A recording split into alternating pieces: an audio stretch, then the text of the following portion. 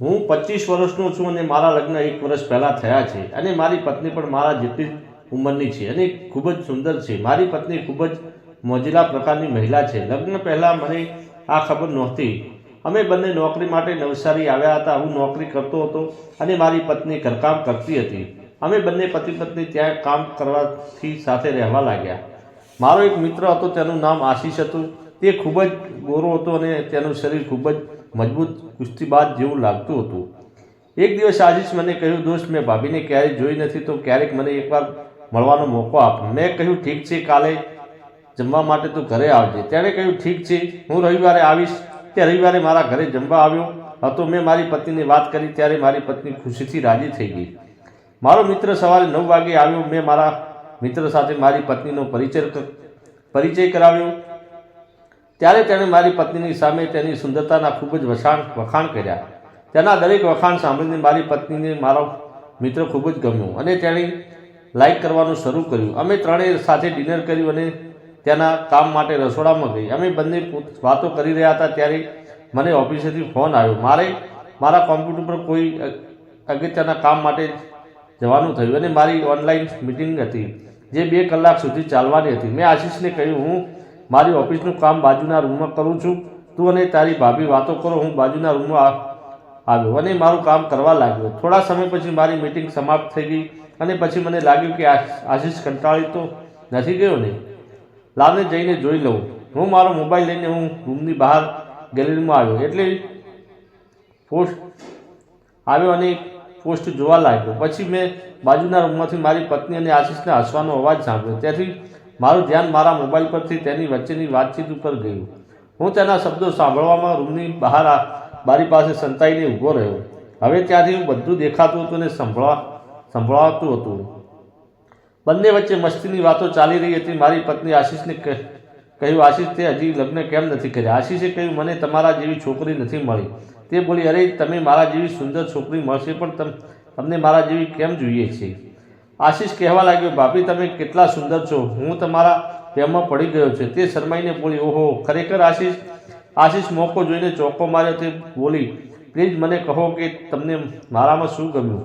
આશીષ કહેવા લાગ્યો, તમારો બાંધો બહુ સરસ છે. તે બોલી, તમને મારા બાંધામાં સૌથી વધુ શું ગમ્યું? ત્યારે આશીષે કહ્યું, ભાભી, હું તમને ચોખ્ખું કહી દઉં કે? તે બોલી, હા, ચોખ્ખું કહી દઉં, મારે બધું જ સાંભળવું છે. મારી પત્નીએ બધું સાંભળવા માટે થોડો ભાર મૂક્યો, જેથી મારો મિત્ર સમજી ગયો કે તે તેના વિશે વાત કરવા માંગે છે.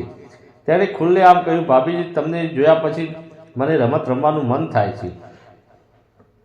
પિનલ બોલી, ખરેખર? આ સાંભળીને હું સમજી ગયો કે તેને પણ આશીષ સાથે રમવા માંગતી હતી. આશીષે કહ્યું, હા ભાભીજી, એકવાર આવો ત્યારે તમને બોલીશ, તેમને ખબર પડી જશે. આશીષે કહ્યું, તેને કોઈ ખબર નહીં પડે, તું મારી પાસે આવ. તે હસવા લાગી અને બોલી, હા, તેને મિટિંગમાં 2 કલાક લાગશે. આ સાંભળીને આશીષે તેને પોતાની પાસે ખેંચી લીધી અને તે પણ મારા મિત્ર સાથે મસ્તી કરવા લાગી. બંને જોરથી હસવા લાગ્યા હતા અને તેનો ધક્કો મારીને કહ્યું, આ ધીમે ધીમે રસ પીવાનું, અને તે આશીષ સાથે રમવા લાગી.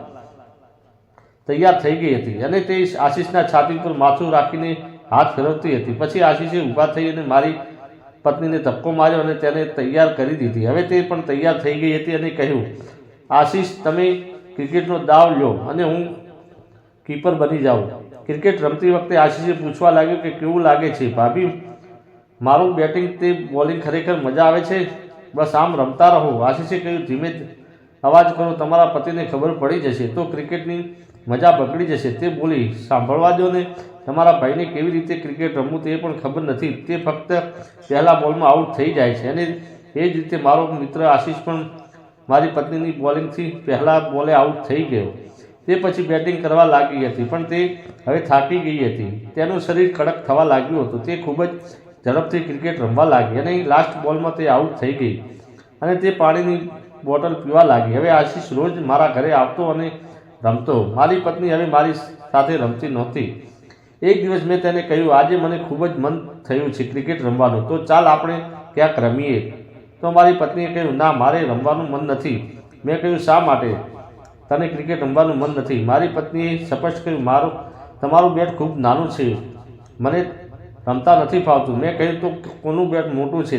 તે મારી સામે જોઈને ચૂપ થઈ ગઈ. મેં કહ્યું આશીષ પાસે મોટું બેટ છે ને, એટલે તેણે પણ કહ્યું હા, તેની પાસે મજબૂત અને સારું છે, તેનાથી ક્રિકેટ રમવાની મજા આવે છે. હવે જ્યારે આ વાત જાહેર થઈ ગઈ હતી ત્યારે તેના મનમાંથી ભય દૂર થઈ ગયો હતો. એક દિવસ આશીષ અને તેના મિત્રો નાઇટ ટુર્નામેન્ટ રમવા લાગ્યા હતા અને બીજા દિવસે તો એક ભિખારી હારે પણ ક્રિકેટ રમી હતી.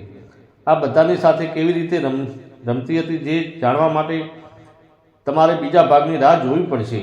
વિડીયો પૂરેપૂરો જોવા બદલ આપ સૌ મિત્રોનો ખૂબ ખૂબ ધન્યવાદ.